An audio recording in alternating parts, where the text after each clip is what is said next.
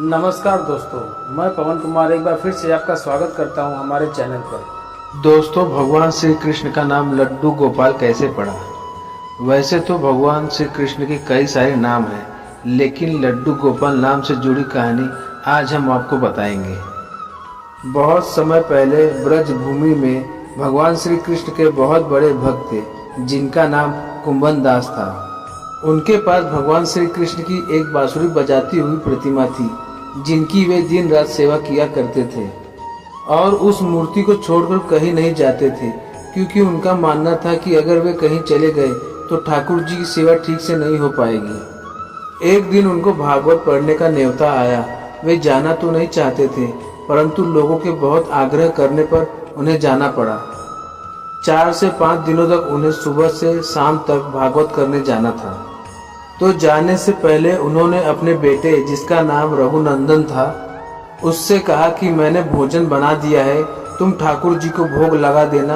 और यह कहकर वो चले गए। जब भोग लगाने के लिए रघुनंदन ने भोजन की थाली श्री कृष्ण की प्रतिमा के सामने रखी और भोजन करने का आग्रह किया, तो उसने देखा कि भोजन तो वैसे का वैसा ही रखा है। वह रोने लगा। उसे डर था कि भगवान को भोजन न कराने पर पिताजी उसे डांटेंगे।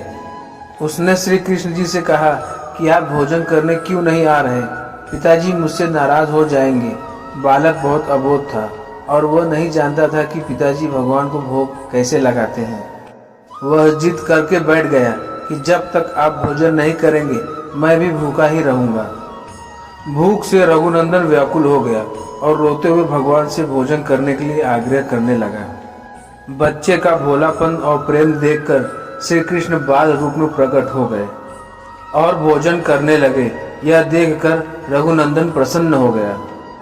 कुंभन दास जी के घर लौटने पर जब कुंभन दास जी ने पूछा कि ठाकुर जी को भोग लगाया, तो रघुनंदन ने उत्तर दिया, हाँ। उनके प्रसाद मांगने पर रघुनंदन ने बताया कि ठाकुर जी ने पूरा प्रसाद खा लिया। तो कुंभन दास जी ने सोचा कि बच्चे को भूख लगी होगी, इसलिए उसने सारी की सारी भोजन खा ली। अब तो ये जैसे रोज नियम सा बन गया।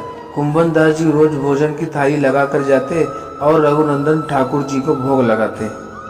और जब कुंभन दास जी प्रसाद मांगते तो एक ही उत्तर मिलता कि सारा भोजन तो ठाकुर जी ने खा लिया। कुंभन दास जी ने सोचा कि बच्चे का झूठ पकड़ना ही होगा और उन्होंने उस दिन लड्डू बनाकर थाली में सजा दिया और छुप कर देखने लगे। रघुनंदन ने रोज की तरह ठाकुर जी को पुकारा और ठाकुर जी बाल रूप धारण करके लड्डू खाने के लिए प्रकट हो गए। यह देखकर कुंभन दास जी दौड़ते हुए आए और प्रभु के चरणों में गिर गए।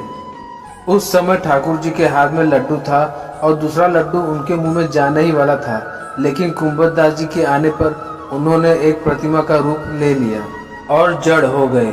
कुंभन दास जी ने रोते हुए बोला कि मैं ईश्वर आपकी हमेशा भक्ति करता रहा, परंतु आपने कभी मुझे दर्शन नहीं दिया और एक बालक को आपने दर्शन दे दिया जो कि भक्ति के बारे में कुछ भी नहीं जानता। ये आपकी कैसी लीला है प्रभु? तभी आकाशवाणी हुई कि बालक का मन सच्चा है और निर्मल है, इसके मन में किसी के लिए भी छल कपट नहीं है, इसलिए मुझे आना पड़ा।